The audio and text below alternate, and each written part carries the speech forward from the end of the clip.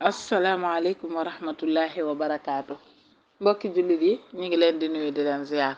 di ñaan sudu boroom di ñu defal jàmm fu ñu mën a nekk sunu xikma bi nag tey day wax ne ra'iun man yaj'alu baynahu wa bayna su'i zanni masafata sab'ina udran xakim bi day xikma bu gàtt lañu indil waaye bu am solo nag nee na il est magnifique maanaam ku am solo la ki nga xam ne day fexe ba digganteem ak ñaaw njort mu teg fi distance bu gudd ba mat juróom-ñaar fukki lay maanaam balaa ñaawe kenn njort dana ko layal ba amatut fu muy jàpp muy dooga ñaaw njort ci nit buñ waxee ci nit lu ñaawit bala mu ko gëm dana ko wutal ay lay yu bare danaa koy faral di wax am na soxna su baax su ma nekkaloon boo ma sànne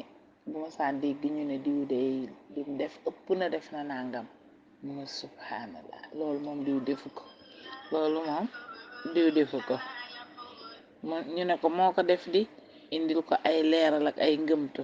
xanaa gisoo nangam mu ne kon daa juum bu demee bu lay yi demee ba di ko bëgg a convaincre mu ne kon de daa juum waaye loolu de du jikkoom ñu ne ko nangam manes na koo def di juum loolu kay ku ko def ku ne yaa ko tey nangam wax ba sës mu ne kon nag liggéeyub seytaane ko man rek waaye nees ko dimbali ndax mu génnaat ci waaye daawul nangoo gaaw a gëm mukk ne lu ñaaw li diw ko def ci teeyu bakkan loolu nag la xikma bi di wax ne bala ngaa ñaawe njortu nit bu bëggee nekk ku baax dëgg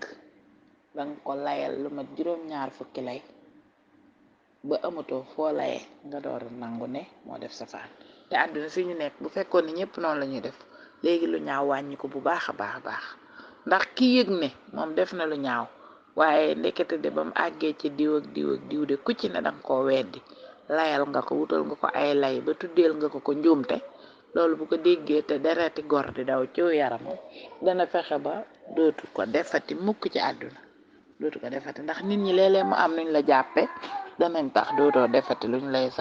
lay yedde loolu lañu xikma bi indiloon bu ñu fàtte benn yoon nag di julli ci yonent bi Muhammad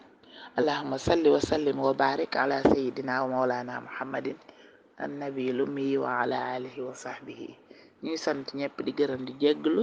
wassalaamu aleykum wa rahmatullah